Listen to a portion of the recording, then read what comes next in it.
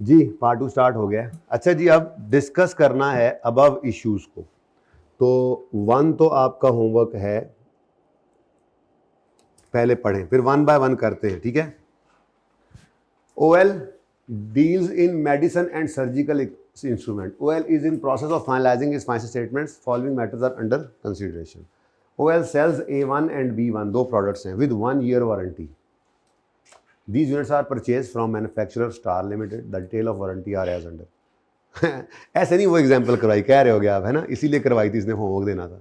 जाहिर है वो बताकर फिर अपने पर्चे में, ये जिंदगी में पहले कभी सवाल ना आया था तो मैंने तो वही करा के आपको छोड़ देना था पर्चे पे, और पर्चे को आप पे, तो फिर ये लड़ाई तो आपने खुद करनी थी ना सोच के। A1 के बारे में कहता है SL provide service to A1 की सर्विस, A1 के केस में SL सर्विसेज प्रोवाइड करता है वारंटी की कस्टमर को और रिकवर करता है 50% फ्रॉम OL, जो कि कौन है, मैन्युफैक्चरर। OL कौन है, sorry SL manufacture, I am sorry, यानी मैन्युफैक्चरर वारंटी सर्विसेज देता है। ये भी हमारा चौथा केस, मैन्युफैक्चरर देता है कस्टमर को वारंटी और 50% रिकवर कर लेता है किससे, OL से। तो OL की किताबों के अंदर डिस्कशन करते हुए कहोगे किसकी प्रोविजन बनाएगा। आगे कहता है however in case of SL's default, और अगर मैन्युफैक्चरर डिफॉल्ट कर जाए warranty service would have to be provide by, अब थोड़ी बात आगे बढ़ाई ना, फिर आई कैप है ना, तो 60 मिलियन, ये 50% की तो प्रोविजन क्रिएट करेगा कौन, हमारा रिटेलर OL। लेकिन वो कह रहा है सवाल में ही कि भाईजान आप फ्रंट पे आप ही हो, कस्टमर को तो आप ही नज़र आ रहे हो, तो अगर मैन्युफैक्चरर डिफ़ॉल्ट कर गया तो आप लायबल हो। अब मैन्युफैक्चरर डिफ़ॉल्ट कर तो सकता है ना, एक कंटिजेंसी तो आ गई, तो फिर बाकी के 50% को कंटिजेंट लायबिलिटी के तौर पे आपने डिस्क्लोज कर। आगे बढ़ो। B1 के बारे में कहता है OL यानी कि खुद रिटेलर वारंटी करता है, प्रोवाइड और रिकवर करता है एंटायर कॉस्ट फ्रॉम SL। ये वो तीसरा केस आई थिंक है कि पूरी प्रोविजन बुक करेंगे और पूरा रिसीवेबल, ठीक है। ऑन 31 दिसंबर 18 हमारे साल के एंड पे it is estimated that total cost of 4 and 7 would be incurred in next year for providing warranty for A and B। ये निकाल के दे दिया उसने रिलायबल एस्टिमेट। ये कोई सवाल था यार, आगे बढ़ो, ये हो जाएगा, लिखना कर आपने, ठीक है। Next, in October 18 OL was sued by a customer for 18 million on account of supply of substandard surgical instrument. By end of year OL communicated to customer via email to pay 5 million। OL ने sue किया है customer को, customer ने हमें कहा हमारे खिलाफ case हो गया है, और मैं कह रहा हूं उनको हमारे खिलाफ केस हुआ है, 18 मिलियन रुपए का अगलों ने हर्जाना, उन्होंने कहा है भाईजान गलत सर्जिकल इंस्ट्रूमेंट दे दिए हैं, बंदों के टांगे ही नहीं लगे, मोटरसाइकिल से गिरे थे, ठीक है। तो सब स्टैंडर्ड इन्होंने हमें मटेरियल दिया है, और साल के एंड पे हमारे खिलाफ केस हुआ है, हमने कम्युनिकेट किया है कि 5 मिलियन आपको देंगे। अच्छा, अब लाइबिलिटी केस में वर्चुअली सर्टन नहीं होता, अगर हो जाए तो वो क्या है, लाइबिलिटी है बस, एक्सपेंस डेबिट। ये भी एक पॉइंट लिखा हुआ था, आप कहोगे कहाँ, वो मैंने पढ़ाया नहीं था पर लिखा हुआ था, वो एसेट लाइबिलिटी वाला सफ़ा किधर है, पीछे पीछे आ गया, बता दो प्लीज़ बता दो, वो एसेट साइड लाइबिलिटी साइड वाला सफ़ा ये रहा, नहीं, हाँ यही है, लेकिन ये कोई और सफ़ा है यार, मैं फिर उलट तो नहीं हो गया उस्ताद जी, ठहरो ज़रा,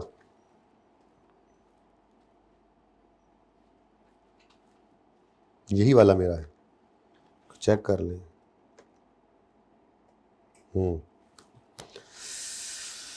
ये तो एसेट साइड और लायबिलिटी साइड के ऊपर ना हमारे वाले में सही से हमने इसको रंग बिरंगा किया, और ये दूसरी फाइल है, इसके अंदर क्या लिखा हुआ है, if outflow is virtually certain, जैसा कि इस केस में है, तो रिकॉर्ड करो लायबिलिटी। प्रोविजन का लफ्ज भी ना यूज करो, वैसे प्रोविजन भी एक लायबिलिटी है, तो कोई प्रोविजन भी कह दे तो कोई इतना बड़ा हर्ज नहीं है, लेकिन अगर कोई जिद करे मेरे साथ तो मैं कहूंगा अच्छा यार एक्सपेंस डेबिट लायबिलिटी क्रेडिट कर लो, ये तो खुद जो मान लिया आपने 5 मिलियन दोगे, ठीक है। अच्छा, अब रहेगी लड़ाई बाकी की, क्या नहीं है, 95% नहीं बेटा, 100% है। किसने बोला 95%? बेटा अगर मैंने तुम्हें कह दिया कि मैंने तुम्हें ये पैसे देने हैं, तुमने मेरे खिलाफ केस किया था, तो अब तो मेरी ज़बान होगी ना यार, ये तो मैंने वाया ईमेल तुम्हें कम्युनिकेट किया है, ये तुम्हारे पास डॉक्यूमेंट्री प्रूफ भी है। अब वैसे तो फिर सारा कुछ ही आपको, आप चीज़ें मैंने बेची थी, उधार पे बेची थी, पैसे आपने देने थे, हमारा कॉन्ट्रैक्ट हुआ है। अब मैं कहूँ जी मैंने डेटर बुक ही नहीं करना क्योंकि उससे पैसे पता नहीं आए या ना आए, ऐसा तो फिर सारी चीज़ों के ऊपर ही क्वेश्चन मार्क लग जाए। तो मैंने कहा था वर्चुअली सर्टन का केस क्या है, जिसके खिलाफ केस हो वो खुद मान जाए, वर्चुअली सर्टन हो गया ना। ये तो 100% हो गया, वैसे 95% कहते हैं इसको, 100% ही हो गया एक तरह से। खुद जो मान लिया भाई, हमें भी पता था कि हमने जो दजमरी की है, तो हमने खुद उसे कहा अल्लाह करे बहल जाए। 18 मिलियन उसने कहा, हमने कहा 18 छोड़ यार, 5 हम तुझे दे देंगे, ठीक है।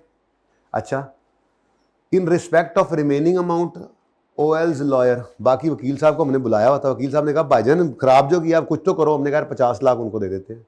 बाकी के बारे में क्या ख्याल है? बाकी का 13 लाख, उन्होंने कहा 13 मिलियन। हमने कहा OAL's lawyer anticipates that there is 70% probability that court would award 6 and 30% probability that court would award, यानी कि amount would be 4। अब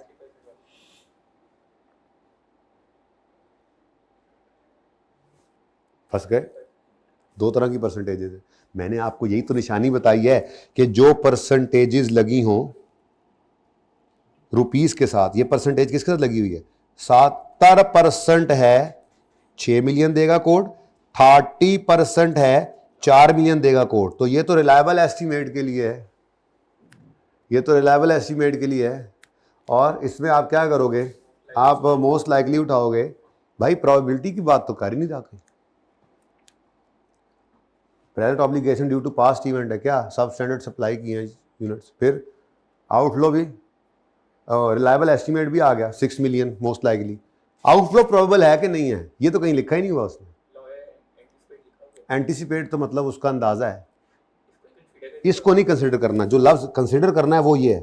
वो पहले भी शायद किसी सवाल बताया था कि OAL's lawyer anticipate that there is 70% probability that the court would award and the amount would be, छुपा लिया उसने, असल में अंग्रेजी की मार दी, ठीक है। हाई चांस कहता है कि जी कोर्ट ने पैसे, court would award, court award तो करेगा उनको, ठीक है। कितने पैसे? कि 60% चांस है कि 70% चांस है कि 6 मिलियन, 30% चांस है कि 4 million, but court would award, उसको लग रहा है हाई चांस तो है देने का। तो ये क्या है?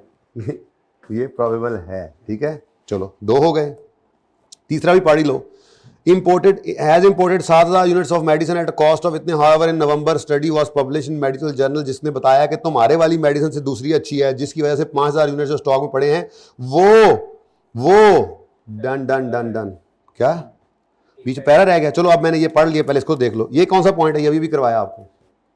जो स्टॉक पड़ा है उसके ऊपर पढ़ोगे, उसमें NRV लॉस का चक्कर आ रहा है, ठीक है। अच्छा पैरा बीच में भाई कह रहे रह गए। OL lodged a claim with supplier, ओए रीइंबर्समेंट भी थी, सॉरी मैं तो भूल गया। इतने मुफ्त के नंबर, 12 नंबर में इसके अच्छे खासे नंबर होंगे, ठीक है। ये क्या था भाई? 18 मिलियन उन्होंने कहा, 5 million virtually certain liability book करो, बाकी का 13 मिलियन क्या है? वो प्रोबेबल है। तो उसमें से आपने 6 मिलियन, कितना? 6 मिलियन रिलायबल एस्टीमेट कह देना है। 6 मिलियन वुड अवार्ड प्रोबेबल है, रिलायबल एस्टीमेट क्या है कि इसकी प्रोविजन बुक करनी है। बाकी के बारे में अगर आप चाहो तो उसको कहो पॉसिबल है, डिस्क्लोज कर दो, बेहतर है, ठीक है। लेकिन साथ ही रीइंबर्समेंट आ गई है। आपने भी फिर अपने सप्लायर के केस कर दिया कि तुम्हारी वजह से। तो सप्लायर ने फिर क्या कहा? OL lodged द क्लेम, कितना ये नहीं बताया उसने, लेकिन कह रहा है supplier principally accepted the claim to the extent of no is virtually certain. However OL is still negotiating with supplier. मेरे ख्याल में जितना उधर से आया था उतना ही आगे कर दिया होगा उन्होंने, ठीक है। And is probable that OL would recover up further. तो ये प्रोबेबल जो है वो 3 मिलियन कंटिजेंट एसेट है, इसके रिमोट को कुछ करना नहीं है, इसलिए जितना भी था उसको छोड़ो, मतलब की चीज मिल गई। अब कितने नंबर हैं आपके सामने? सफा है, सब कुछ पढ़ा हुआ है। ये पास पेपर आपके सामने, मैंने तो ऐसे शुरू कर दिया, मैं पढ़ता जा रहा हूं, आप करते जा रहे हैं। तो कल मैक्सिमम मैं ये करूंगा कि मजीद आपको नहीं समझ आई तो यहाँ पे लकीरें खींच दूंगा। वैसे खींच ही देते, इतनी देर के अंदर खींच ही देना था, कर दें। चलो इसको ट्राई करना, ये आपका होमवर्क हो गया। होमवर्क है पास पेपर 3, ठीक है पूरा।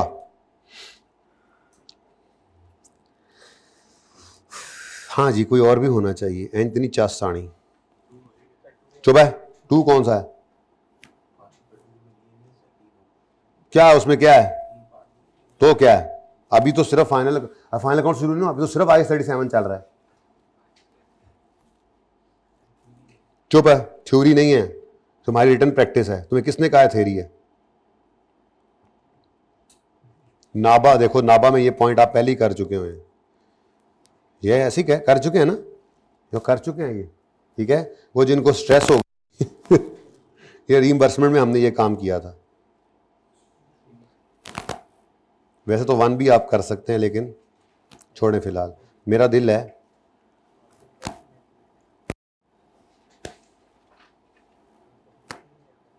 जी। जुलाई में क्लेम किया उन्होंने, वायलेशन सेफ्टी की है, ये वाला सवाल हो सकता है। इंश्योरेंस कराई हुई है और लेबर यूनियन भी आ गई है, तो ये एक और होगा। बस ज़्यादा नहीं करते अब, ठीक है। तो पास पेपर 2, 3 और 7 ये कर लेने आपने। वैसे एक और ले लो बस, आखिरी। मेरे दिल से ना निकल नहीं रही ये बात, मेरे दिल से ये बात निकल नहीं रही कि मैं आपको 5वां ना दूं। कैसे ना दूं? 5वें में ये तो आपने करना नहीं, ऑलरेडी किया हुआ है। 5वें का पहला देखो, कॉन्ट्रैक्ट में एंटर हुए हैं, कस्टमाइज बैटरीज देनी है, 50,000 batteries at the end of each month चाहिए, कंसीडरेशन इतनी, पेनल्टी है लेट डिलीवरी की वजह से, और एस्टिमेट कर रहे हैं कॉस्ट ऑफ प्रोडक्शन ज़्यादा हो गई है शायद, और कम होने की वजह उल्टा ज़्यादा हो गई। तो डिस्पाइट इंक्रीज हम फंसे हुए हैं, तो ये ऑनरस की तरफ जा रहा है। सप्लाई इतनी कर दी है, मेरे ख्याल में वर्थ ट्राइंग है ये भी। ओए होए होए ओए होए होए होए ओए होए होए होए, स्मोक फिल्टर जैसा लग रहा है, मैंने पढ़ा नहीं है तो भाई इसमें पार्ट बी ही नहीं करना, तो बाकी फिर जो रहता है। यानी ये होमवर्क का पास पेपर 5 का मतलब पूरा ऊपर हेडिंग बन गई ना, इसका मतलब क्या है कि इसमें जो हो गया वो हो गया। आपने रीइंबर्समेंट के अंदर ये नाबा वाले सवाल का सबसे बड़ा पॉइंट कर लिया था, बल्कि इनफैक्ट मैंने उसमें शायद वो लिखवाया भी था, उसी का सोल्यूशन शायद लिखवाया था, एक ही सोल्यूशन मैंने बल्कि लिखा था गालिबन, ठीक है।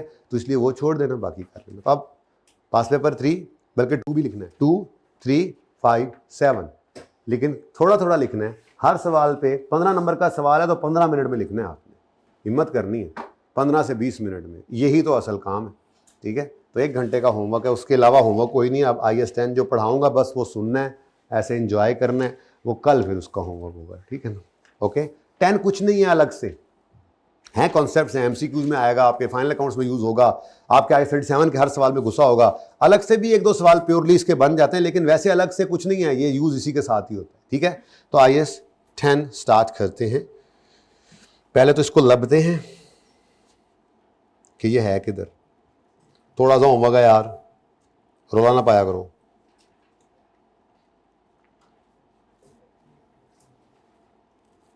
मैं देख रहा हूँ खबरदार किसी ने कोई हैंकी पैंकी की कोशिश की, बता दो यार कहाँ पे है यार, मैं आगे निकल गया हूँ जज्बात में आगे। IAS 10 कहीं पे लिखा हुआ मिले आपको, बताओ मुझे, इसके बाद ही होना चाहिए। ओके, इफ्रिक 1 के बाद होना चाहिए। ओके, पहुँच गए। अब आने दें आगे, आण दो उस्ताद जी। और आपने पेज नंबर 365 ओपन करके रख लेना है अपनी किताबों का।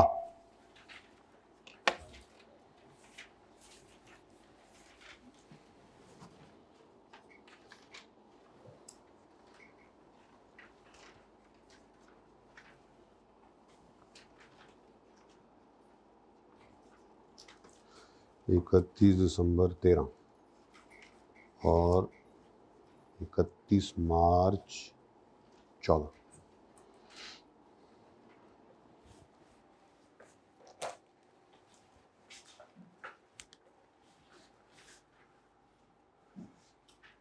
हमारा ईयर एंड हो रहा है जी 31 दिसंबर 13 पर।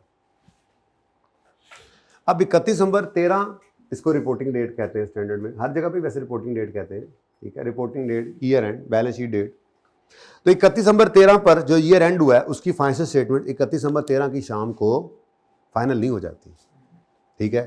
महीना डेढ़ ऑर्गेनाइजेशन लेगी, फाइनेंशियल स्टेटमेंट्स को बनाएगी, फिर उसके बाद ऑडिटर आएगा, महीना सवा वो लगा के चेक करेगा, फिर ऑडिट रिपोर्ट देगा, और फिर उसके बाद डायरेक्टर्स उसको ऑथोराइज करेंगे फॉर इशुएंस, ठीक है। सो ये जो वक्त है, ये वक्त हमारे सवाल के अंदर जो है, मैं वही एग्जांपल ले रहा हूँ, वो वक्त बताया गया है जी 3 महीने, तो 31 मार्च 2014, ठीक है जी। ये वो अरसा है जिसमें फाइनेंशियल स्टेटमेंट्स अभी तक 31 दिसंबर 13 वाली फाइनेंशियल स्टेटमेंट्स हमारे हाथ में ही मौजूद हैं, अभी हमारे हाथों से निकली नहीं, ठीक है। रिपोर्टिंग डेट पर आप खड़े हैं, मतलब रिपोर्टिंग डेट पर ही खड़े ना, इधर आप इसी रिपोर्टिंग डेट फाइनेंशियल स्टेटमेंट बना रहे होते हैं, ठीक है। अब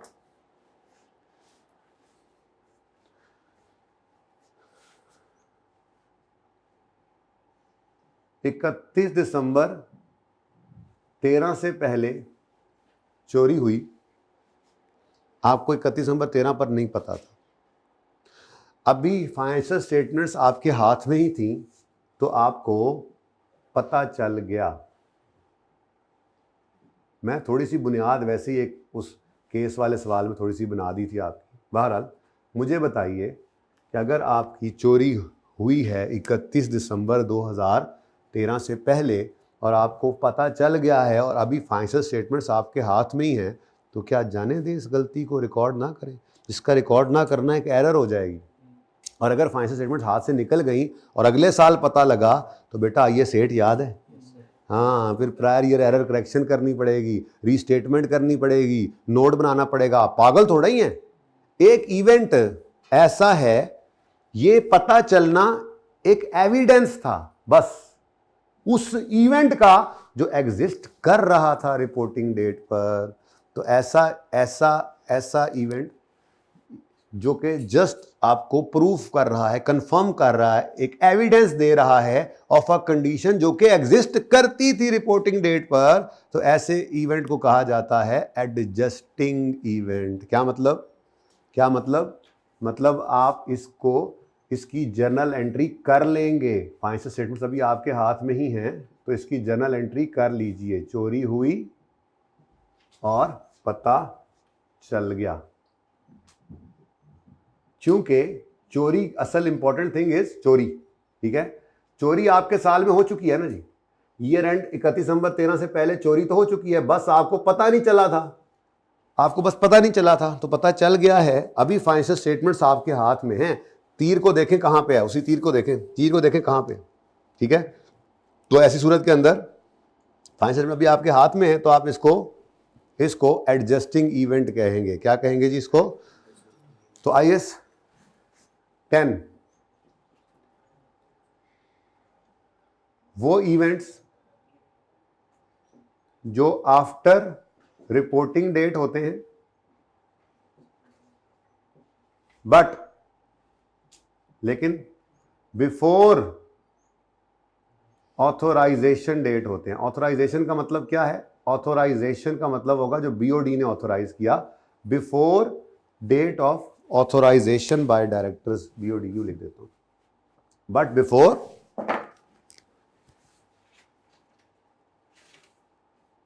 date of authorisation by board of directors. तो ये इन इवेंट्स से डील करता है।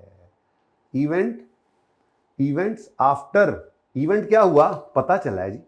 क्या पता चला? ओ, चोरी हो चुकी थी ईयर एंड से पहले ही, पता चला है हमें आफ्टर रिपोर्टिंग डेट। देखो, एक तो ये चोरी यहां हुई थी, पता भी यहीं पे चल गया, तो आपने एंट्री भी यहां पे कर लेगी, उसकी तो लड़ाई नहीं है ना। लड़ाई किस चीज की है कि चोरी हो चुकी थी 31 दिसंबर 13 से पहले, लेकिन पता चला है आपको 31 दिसंबर 13 के बाद, लेकिन अभी फाइनेंशियल स्टेटमेंट्स ऑथोराइज नहीं हुई हैं फॉर इशुएंस। यहां पर ये ऑथोराइजेशन डेट है, authorisation of financial statements by board of director for, किस लिए ऑथोराइज करते हैं? For issuance. इसके बाद प्रिंटिंग प्रेस में जाएगी ये फाइनेंशियल स्टेटमेंट्स, वहां से प्रिंट होकर यूजर के पास जाएंगी। तो events after reporting date but before financial statements are authorise, उधर ही नजर रखनी है आपने, before financial statements are authorise for issuance, ठीक है। इन इवेंट से डील करता है। अब पहली सिचुएशन क्या बनी है जी? पहली सिचुएशन बनी है चोरी हुई है, लेट्स से नवंबर 13 में। यहां पे मैंने अब सिचुएशन क्या बनाई कि चोरी हुई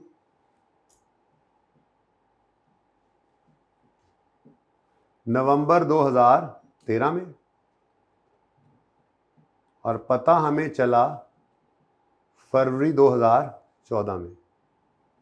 तो ऐसे इवेंट को स्टैंडर्ड IAS 10 कहता है ये एक एडजस्टिंग इवेंट है। क्या है जी? Adjusting event. एडजस्टिंग इवेंट का मतलब क्या है? एडजस्टिंग इवेंट का मतलब क्या है? आप इसकी जर्नल एंट्री पास कर लें, ठीक है। एडजस्टिंग का मतलब क्या है? पास जर्नल, बल्कि पहले बताता हूं इसकी अंग्रेजी, ठीक है। एडजस्टिंग इवेंट का मतलब स्टैंडर्ड क्या लेता है, इसी तरह से मैंने यहां पर भी एक करना है। तो थोड़ा सा ज़रा इस तरह से बनाएं। IAS 10 मैंने शुरू कर दिया है। तो एडजस्टिंग इवेंट के बारे में जो जुमला हमने सवाल में भी लिखना है, चलो एक बार लिख लो, जल्दी से लिखो। इट इज़ एन इवेंट,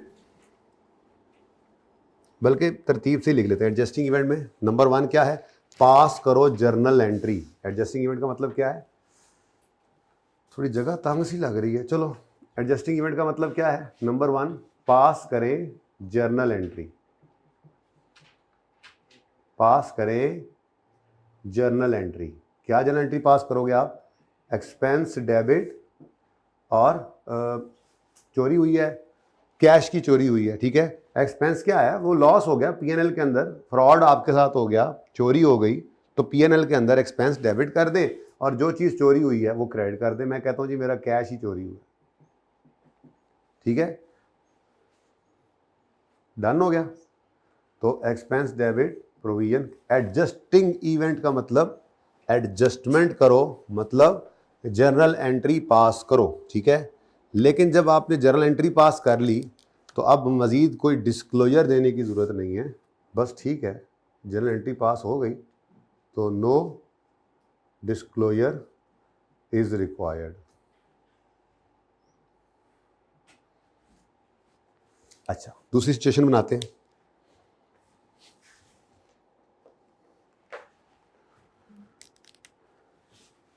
जी, चोरी हुई इधर,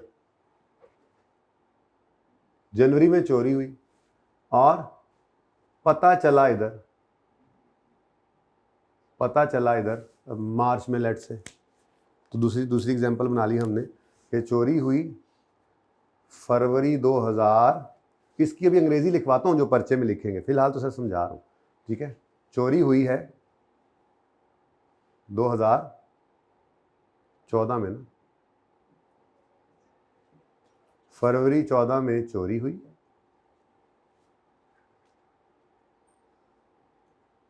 और हमें पता चल गया है मार्च 14 में, लेकिन अभी फाइनेंशियल स्टेटमेंट्स हमारे हाथ में ही हैं, ठीक है जी। तो चोरी हुई भी 14 में और पता भी चल चुका है हमें 2014 में। तो अब इसके बारे में क्या ख्याल है? इसको भी, इसकी भी एंट्री कर लें?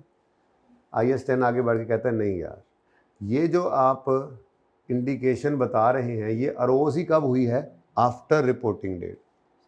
एक चीज़ बैलेंस शीट डेट पे एग्जिस्ट नहीं करती थी, ये वाली चोरी बैलेंस शीट डेट पे एग्जिस्ट नहीं करती थी, बल्कि ये अरोज ही हुई है आफ्टर रिपोर्टिंग डेट। इसलिए इसको IAS 10 कहता है ये एक नॉन एडजस्टिंग इवेंट है। क्या है जी?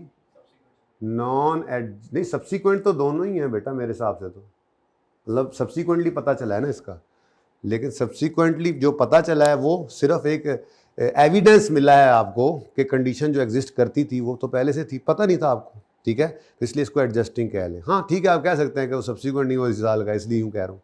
जबकि दूसरे केस में क्या हुआ कि एक कंडीशन नज़र आई है जो कि जस्ट एक इंडिकेशन है एक ऐसे इवेंट का जो एग्जिस्ट नहीं करता था बल्कि अरोज ही हुआ है आफ्टर रिपोर्टिंग डेट, तो उसको नॉन एडजस्टिंग इवेंट कहते हैं, यानी उसकी no journal entry, journal entry की इजाज़त नहीं है। लेकिन जर्नल एंट्री तो नहीं करनी, लेकिन दूसरी बात क्या है? हाँ, डिस्क्लोज कर देना है, लाजमी डिस्क्लोज करना है, लाजमी डिस्क्लोज करना है। 50 रुपये की चोरी हुई है, 5,000 मिलियन की आपकी सेल्स है इस दफ़ा की, 50,000 रुपये की आपकी चोरी हुई है, तो क्या आप डिस्क्लोजर देने लग जाओगे? नहीं। जब तब तो आपने ये नहीं डिसाइड करना ये चोरी मटेरियल है या नहीं है, बल्कि आपने जब ये अंग्रेजी लिखनी है ना, अभी लिखना सिखाता हूँ, तो आपने सिर्फ यूँ लिखना है। पहले ये डिसाइड कर लिया ना आपने कि ये नॉन एडजस्टिंग है, उसकी क्या अंग्रेजी है वो अभी यहाँ लिखता हूँ। आप पर्चे में क्या लिखोगे नॉन एडजस्टिंग की अंग्रेजी, वो यहाँ लिख देता हूँ। एडजस्टिंग के लिए क्या लिखोगे यहाँ लिख देता हूँ, वो लिख लेते हैं अभी, ठीक है। लेकिन उसके बाद जब आपने ये कहना है ना कि ये जो नॉन एडजस्टिंग है इसलिए इसको, इसकी जर्नल एंट्री नहीं करनी, लेकिन अगली बात यूँ लिखनी है, बट इसको डिस्क्लोज कर देंगे इफ मटीरियल, ठीक है। तो डिस्क्लोज करेंगे इफ मटीरियल, ठीक है जी। ये है बस आपका IAS 10, nothing else.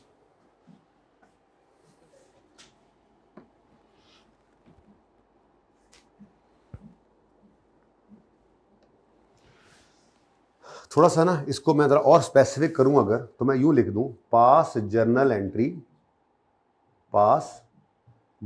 Entry in financial statements of 2013, ठीक है। Pass journal entry and no disclosure in financial statement of 2013 required, ठीक है जी। जरा और स्पेसिफिक कर लेना बात, जरा आपको पता तो हो। 13 में खड़े हैं ना, इधर नॉन एग्जिस्टिंग इवेंट है, तो no journal entry in financial statements of 2013। 14 में करेंगे, 13 में नहीं करनी, ठीक है। लेकिन डिस्क्लोज करेंगे। डिस्क्लोज कहां करेंगे जी? डिस्क्लोज, हाँ, disclose in notes to the financial statements in notes to the financial statements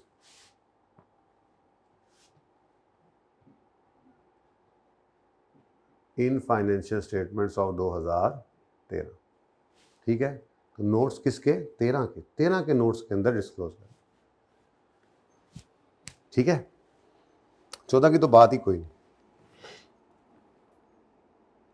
if material, sorry वो तो मिट ही गया, इफ मटीरियल, लेकिन ये शर्त है, मटीरियल है तो डिस्क्लोजर देना है, वरना नहीं।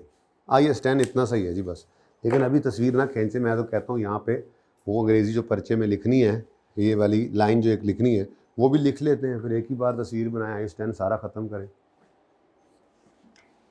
तो एडजस्टिंग इवेंट के बारे में लिखें। आप लोगों ने जगह नहीं छोड़ी उस तरह से तीर की, तो नीचे ही लिख लें, आपके पास तो जगह है ना, आप यूँ नीचे लिख दें, यूँ एडजस्टिंग इवेंट के बारे में ना ऐसे नीचे अपने पास रजिस्टर में लिखें। एडजस्टिंग इवेंट क्या होता है लिखें, बल्कि इट प्रोवाइड्स एंड, ये जुमला याद रखना है ना हमने, it provides an evidence of a condition, it provides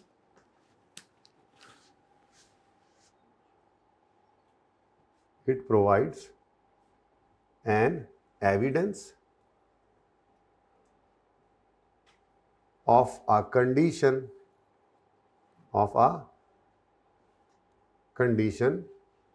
that existed at reporting date। Reporting date का मतलब balance sheet date, year end, balance sheet date इसी को कहते हैं, ईयर एंड कहते हैं उर्फ़ आम में आप, लेकिन इस स्टैंडर्ड ने जो कि लफ्ज़ इस्तेमाल किया हुआ रिपोर्टिंग डेट। तो एडजस्टिंग इवेंट क्या है जी? ये एक ऐसा इवेंट है, जब हमने लिखना है ना, तो मैं भी अंग्रेज़ी लिखाता हूँ ना एक आधे की, तो यूँ लिखेंगे, तो हम ये कहेंगे कि ये the theft provides an evidence of condition that existed at reporting date, therefore it is an adjusting event। अब एंट्री करनी नहीं है, पर एंट्री को बोल के दिखाना है। Now we will increase the expense and decrease cash, या डिक्रीज इन्वेंट्री, जो भी चोरी हुआ, ठीक है, in the financial statements for the year 30 June या 31 दिसंबर 2013। उसके बाद डिस्क्लोजर की बात नहीं करनी, ठीक है। और अगर कोई इस तरह का केस आपके सामने आ जाता है, तो उसके बारे में क्या जुमला लिखेंगे, वो लिखें आप, लिखें जी, it is an indication of a condition. ये कंडीशन नहीं है, बल्कि उसका एक इंडिकेशन है। It is an indication of a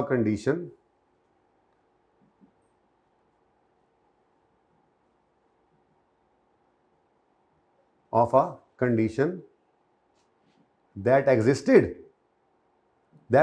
eight reporting date ना, चोरी हुई कब है, that it is an indication of a condition that arose after the reporting date। Reporting date का मतलब बैलेंस शीट डेट या ईयर एंड। अगर आपके सामने ये ब्लू सिचुएशन आएगी, तो आप उसके बारे में पर्चे में यूँ लिखेंगे कि the theft is an indication of a condition that arose after reporting date, therefore it is a non adjusting event. मतलब एंट्री नहीं करनी। लेकिन अब अगली लाइन में क्या लिखोगे, however if material it shall be disclosed in notes the financial statements for the year 30 June या 31 दिसंबर 2000 जो भी है।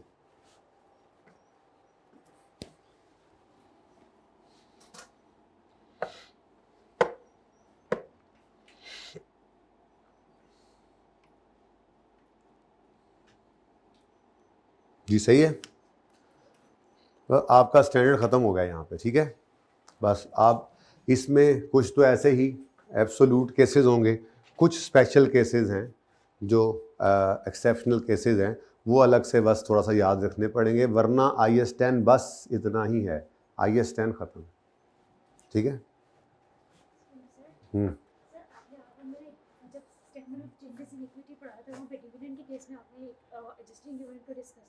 बेटा उसका ना अभी हमने पढ़ना है, इसी IS 10 के अंदर हम ये बात करेंगे कि 13 का डिविडेंड 13 में तो फाइनल कभी नहीं आ सकता, ऐसे ही है ना, वो 14 में आएगा। ये तो मैं बता चुका हूँ कि उसकी वजह क्या है, डिविडेंड की लायबिलिटी अनाउंसमेंट के साथ आती है, तो 14 में अनाउंस होगा तो 14 की ही लायबिलिटी है, लेकिन उसमें ये नहीं है it will be disclose if material, बल्कि IS 10 उस डिविडेंड के बारे में, पहले वो बाद में पढ़नी है। वैसे बहरहाल IS 10 डिविडेंड के बारे में कहता है कि 13 के अंदर फाइनल ऑफ 13 जो डिक्लेयर किया है, मिलना तो वो 14 में है, लेकिन it must be disclose in 13 का नोट्स। तो जब आपको 13 की फाइनल स्टेटमेंट जाती हैं तो उनमें आपको पता लग जाता है कि डिविडेंड कितना अनाउंस्ड है, तो वो इस वजह से वो वाली बात आप रिकॉल कर रहे हैं। लेकिन छोड़ें, अब आपको सारी बातों का पता लगेगा, ठीक है। हाँ, एक और मसला है, एक मिनट। अगर मिसाल के तौर पे चोरी हुई थी इधर,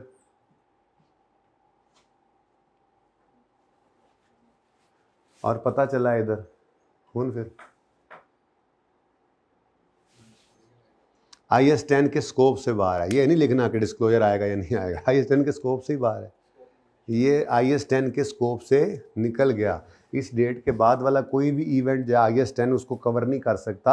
अब अगले साल जब पता लगा है तो फिर IS 8 लगेगा, वो रिट्रोस्पेक्टिव रीस्टेटमेंट करवाएगा, नोट बनवाएगा, तो IS 10 के स्कोप से लाल बाहर है। ओके, सही है, चले।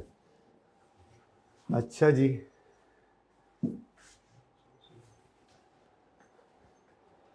आ जाए जी ज़रा। क्वेश्चन नंबर 1 है आपका, एंड ओनली है 364-5 पे। Walnut limited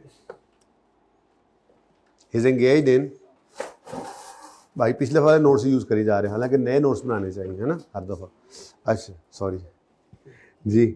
Walnut Limited is engaged in business of import and distribution of electric appliances. The following events took place. अब पहले ज़रा रिक्वायरमेंट ना पढ़ लें। Describe how each of the above issues should be dealt within financial statements of for the year 31 दिसंबर 2013। अब अगली बात मैंने यहाँ से पढ़ के वहाँ पे लिखी थी, वो क्या है? Assume that WL's financial statements are authorized for issuance, authorization date 3 months after the year end by directors, ठीक है, and these are approved by साढ़े तीन महीने बाद जाके AGM हुई, तो these are approved by shareholders in AGM after year and के 3.5 महीने बाद। अब ये वाली डेट आपके लिए रेलेवेंट नहीं हुआ करेगी, याद रखना, ये तो सिर्फ धोखा है, क्योंकि आपके हाथ से फाइनेंशियल स्टेटमेंट्स किस दिन निकल गई थी? जिस दिन डायरेक्टर ने उनको ऑथराइज किया था फॉर इशुएंस। उसके बाद फिर वो प्रिंटिंग प्रेस में गई, वहाँ पे प्रिंटिंग हुई, और वहाँ से फिर यूज़र के पास पहुँची नोटिस ऑफ AGM के साथ, फिर उस AGM में आकर उन्होंने उसको अप्रूव किया। तो फिर डायरेक्टर्स वाली ही डेट है, शेयर होल्डर्स वाली डेट रेलेवेंट इसलिए नहीं है कि फाइनेंशियल स्टेटमेंट्स इस दिन हमारे हाथ से निकल गई जिस दिन ऑथोराइज किया है डायरेक्टर्स ने उसको इशुएंस के लिए, 31 मार्च को। उसके बाद 21 दिन का नोटिस होता है ना, 21 दिन का नोटिस होता है, ठीक है। तो 21 दिन का नोटिस AGM का, उसके साथ ऑडिटेड फाइनेंशियल स्टेटमेंट्स का प्रिंटेड फॉर्म फाइनेंशियल स्टेटमेंट्स का लगा होना, ऑडिटेड फाइनेंशियल स्टेटमेंट लगा होना ज़रूरी है। तो इसका मतलब फिर जब उनके पास पहुँची नोटिस के साथ लग के, उन नोटिस के साथ लगी फाइनेंशियल स्टेटमेंट में लिखा हुआ था, ठीक है जी, कुछ ऐसा जो कि गलत है, तो अब वो सही नहीं हो सकता, वो अगले साल ही होना है। तो हमारे लिए रेलेवेंट डेट कौन सी होगी? Date of authorisation by directors, ठीक है। जबकि दूसरे वाली हमारे लिए रेलेवेंट नहीं है, IAS 10 के स्कोप से ये डेट बाहर निकल जाती है। ठीक है बच्चों, ओके। अच्छा, अब 5-7 मिनट का एक दो सवाल लिखवा दूं ताकि फिर बाकी ये वाले भी होमवर्क में दे सकूं। पढ़ना ही है, इनको पढ़ना है, उसके बाद लिखवाऊंगा मैं खुद आपको, स्पेशल केसेस में अलग कर लूँगा। ठीक है, अच्छा सुनो भाई, पहला सवाल, ऑन 28 दिसंबर 2013, थोड़ा बोझ पड़ रहा है ना, है ना, IAS 1037, कोई बात नहीं, पढ़ने दो, मिल के आहिस्ता आहिस्ता ही उतारेंगे, ये नहीं है। लेकिन IAS 37 के पास पेपर्स को लिखना नहीं भूलना, वो गए तो गए, वो फिर काबू नहीं आएंगे। और आखिरी महीना चल रहा है बेटा, इसके अंदर जो पढ़ना है, जिस उस लेवल पे ला के छोड़ना है जिस लेवल पे आपने पेपर से पहले करना होता है। यूँ समझ लो कि आपकी प्रेप लीव स्टार्ट है और आजकल आप रिवीजन कर रहे हैं IAS 1037 की, तो जिस लेवल पे छोड़ना है ना किसी भी सवाल को, बस उस लेवल पे करके छोड़ना। ये आपके तकरीबन 50 नंबर हैं, अभी कंसोलिडेशन को डाल दें तो 50 से भी ऊपर, तकरीबन 55-60 नंबर हैं, एक तकरीबन यहाँ पे घूम फिर रहे हैं।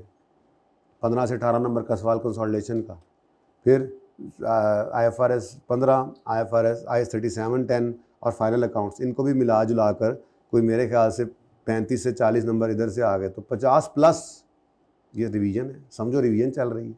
लेवल ही वो बना के रखो इन टॉपिक्स का कि जब आप प्रेप लीव में जाओ तो ये आप 2 दिन में रिवाइज करके साइड पे कर दो। रिवर्स ऑर्डर में चलाऊंगा आपको, जब घर भेजूंगा रिवर्स ऑर्डर में रिवीजन करो। उसके बाद फिर इससे पिछला कौन सा टॉपिक किया है, कंसोलिडेशन, वो भी ताज़ा ही है। ठीक है, इस अच्छे लेवल पे आपने छोड़ा है कि वो भी जल्दी रिवाइज होगा। उससे पीछे जैसे जैसे दूर जाओगे मुश्किल पेश आएगी, लेकिन चूंकि स्टार्ट में ज़्यादा टॉपिक वेटेज वाले और बड़े बड़े टॉपिक्स जल्दी हो जाएंगे ना, टेम्पो भी बन जाता है। तो फिर जब टेम्पो बना होता है तो फिर वो कोई बात नहीं, अगर वो 2 दिन में ये हुए हैं तो 4 दिन में वो भी हो जाएंगे, हो सारे जाएंगे। तो यूँ समझ लो कि आपकी प्रेप लीव चल रही है अब, इसलिए मैं कह रहा हूँ जो सवाल होमवर्क में दिए ना IAS 37 के, इनकी खैर है तो मैंने करानी है, कल पढ़ लेना, अच्छा है, कोई खुद से कर लेना, आपका थोड़ा एक्सपोजर ही बंदे का बनता है कि यार गपशप लगाई थी, अच्छा ये, फिर आप उसमें सोल्यूशन है इसका, कुछ हैं कुछ नहीं भी हैं, तो कुछ सोल्यूशन को देखो हो गई यार समझ नहीं आ रही, सर ने तो ये कहा था, तो फिर कल मैं वो एक्सेप्शनल केसेस जब अलग करूँगा न खेड़ूंगा, समझ आ जाएगी, मैंने तो करवाने हैं ये सारे।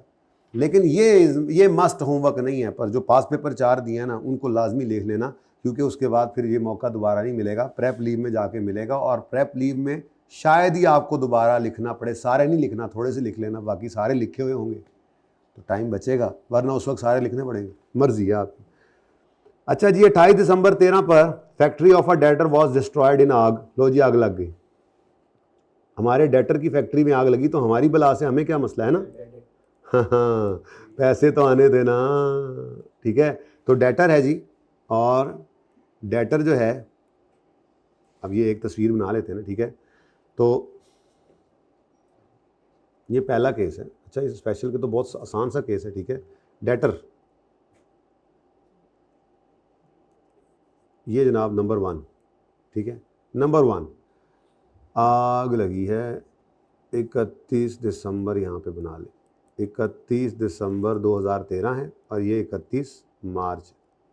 ठीक है जी, अब बताओ जी आग कब लगी है जी, 28 दिसंबर, हमारे साल के एंड होने से पहले। ठीक है, और फिर उसकी तबाह होगी सारी फैक्ट्री बेचारे की, और ही वॉज डिक्लेयर्ड बैंक ने उसको बैंकरप्ट, उसको कोर्ट ने डिक्लेयर कर दिया, दिवालिया हो गया जी, होने दे पल्ले कुछ नहीं है। ठीक है, ऑन 10 जनवरी, और उसने हमारे 3 मिलियन देने थे, तो जब बैंक करप्ट हो गया तो फिर हमारे भी गए, पैसे डूब गए, उसकी फैक्ट्री में आग लगी, साथ में हमारे भी अरमानों को लग गई, 30 लाख रुपया उससे आना था, बैंक ने कहा होने दे पल्ले कुछ नहीं है, जाओ छुट्टी करो। अब आपने इसके बारे में अंग्रेज़ी कैसे लिखनी है, जैसे मैंने आपको समझाया, ज़रा देखना, ये जुमला ये है, ये एडजस्टिंग है नॉन, पहले ये तो डिसाइड करो। अब इसको यूँ लिखोगे, द बैंकरप्सी, ये हर सवाल से उठाओगे, द थेफ्ट, द फलां, द टिमका। अभी इस सवाल में क्या है, आग लगी है, उस वजह से क्या हुआ है, हमारा डेटर बैंकरप्ट हुआ है। अब आपने यूँ लिखना है, the bankruptcy after reporting date provides an evidence. अब आगे वही है, हर सवाल में ऐसे ही, the bankruptcy after reporting date provides an evidence of a condition that existed at reporting date, therefore it is an adjusting event, full stop। Point number 2 लिखोगे या उसी को कंटिन्यू करोगे, ये मैंने जो बोला समझ आया, the bankruptcy after reporting date, लिख लो, एक क्या था तो लिख ही लो, ये पहले का जवाब लिख लो। The bankruptcy after reporting date, यहां से मैं देख के लिख रहा हूं, मैंने कहा था IS 10 खत्म कर दिया मैंने, बस कुछ एक्सेप्शनल केसेस हैं ऐसे जो स्पेशल बात, जैसे ये डिविडेंड वाली बात थी बतानी है, या गोइंग कंसर्न अजम्पशन यहां पे पढ़ानी है, पर IS 10 यही है, ठीक?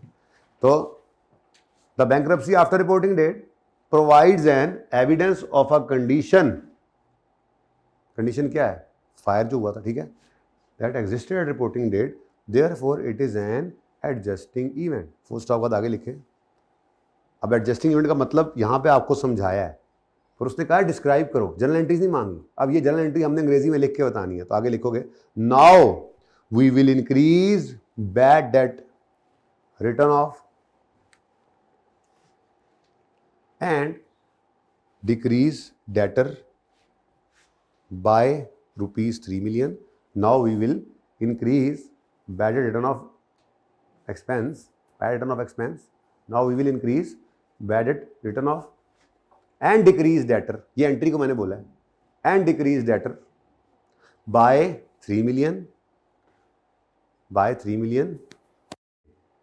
Financial statements for the year ended, in financial statements for the year ended 31 दिसंबर 13,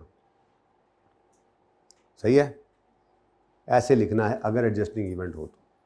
अगला सवाल देखो,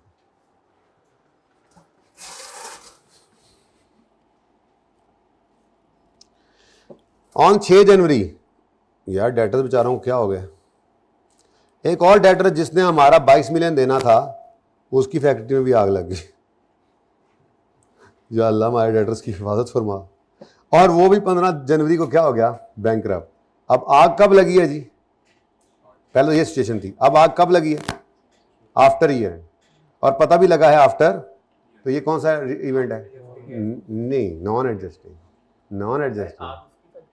तो उसकी फैक्ट्री में लगी कब है, क्वेश्चन इज उसकी फैक्ट्री में लगी कब है, 31 दिसंबर 14 की शाम को, नहीं, आग 6 जनवरी को लगी है, 31 दिसंबर को नहीं लगी। On 6 January factory of another debtor at year end was destroyed in fire. तो आग किस दिन लगी है, खामोशी केस में वही करेंगे इंशाल्लाह, वो स्पेशल केस है, जब वो यूं कहेगा डेटर बैंकरप्ट हो गया, ये रातों रात नहीं होता, लेकिन ये तो भाई सामने है।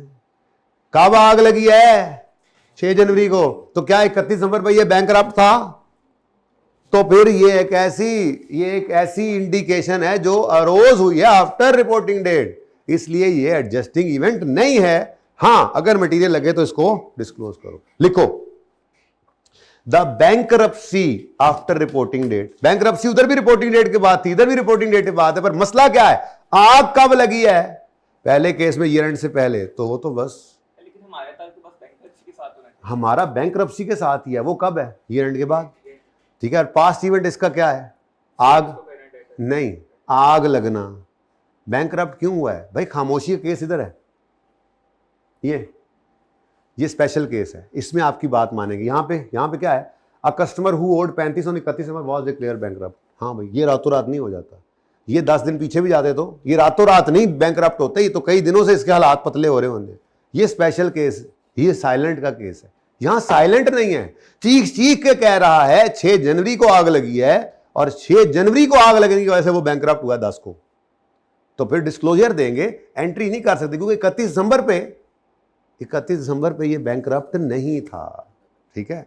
खामोशी केस में हमने वही अज्यूम करना, ऐसी इन्वेंट्री होगी जल जाएगी, हमारी इन्वेंट्री जल गई साल के बाद, इवेंट साल के पहले है, एडजस्टिंग बाद में है, खामोश होगा तो उसमें भी वही केस करेंगे। खामोशी वाले केस अब कल आएंगे ना, एक्सेप्शनल, लेकिन आपको तो खैर सारे मैंने कहना है पढ़ लो, यही तो आपने निकाल के लाना है। एनू क्यों एंज किया है, जब जनरल रूल ये था तो अभी तो चीख के सवाल कह रहा है, क्या आग कब लगी है, 6 जनवरी को, ठीक है। तो अब लिखो इसके बारे में, the bankruptcy after reporting date.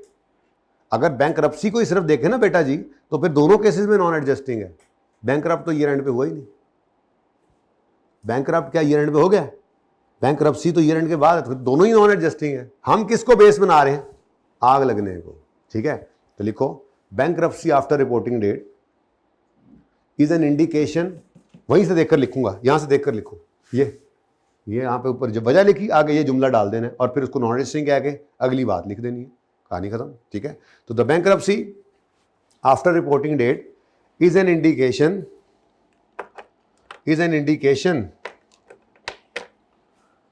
Of a condition that, ये एग्जिस्ट नहीं करती थी, ये अरोज हुई after, that arose after the bankruptcy after reporting date is an indication of a condition that arose after the reporting date, therefore it is a non-adjusting event, therefore it is a non-adjusting event, full stop। अब आगे ये नहीं बताना non adjusting का मतलब मैंने entry नहीं करनी, पता है इसका मतलब यही होता है, ठीक है ना। therefore it is a non-adjusting event, full stop के बाद अब अगली बात लिखनी है। However, if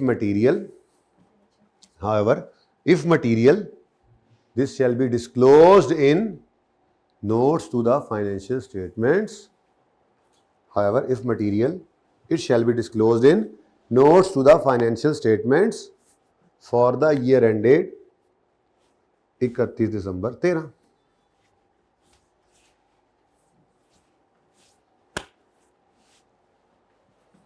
इधर ले आओ। अब भाई ये तीसरा लाल स्पेशल केस है, इसमें सिर्फ क्या कह रहा है, भाई after year and customer bankrupt हो गया। अब क्या आफ्टर ईयर एंड वाली बैंकरप्सी, क्या इसको हम नॉन एडजस्टिंग कह दें?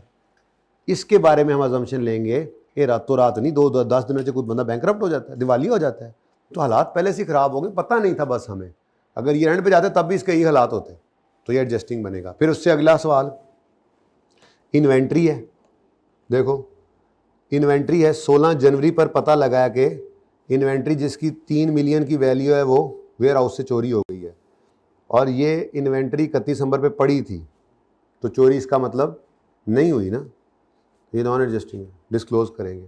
फिर इन्वेंट्री 25 मिलियन की 31 दिसंबर पे थी, वो ईयर एंड के बाद 15 की हुई है, जब वो डैमेज हो गई थी जनवरी के अंदर, डैमेज कब हुई है? जनवरी में, तो फिर नॉन एडजस्टिंग है। लेकिन ऐसे ही ये सारे एक बार पढ़ने हैं बस, ठीक है ना। इनके अंदर से आपने जो पढ़ते साथ आपको लगे, आपने फौरन सोल्यूशन में देखना है, वो आपको सामने नजर ना आए तो या तो खुद को समझाओगे, नहीं तो लिख के लाओगे, कल पे आप तैयार होके आओगे, लड़ाई करेंगे फिर, ठीक है। ओके, अगर जिंदगी रही तो कल होगी मुलाकात। अल्लाह हाफिज़।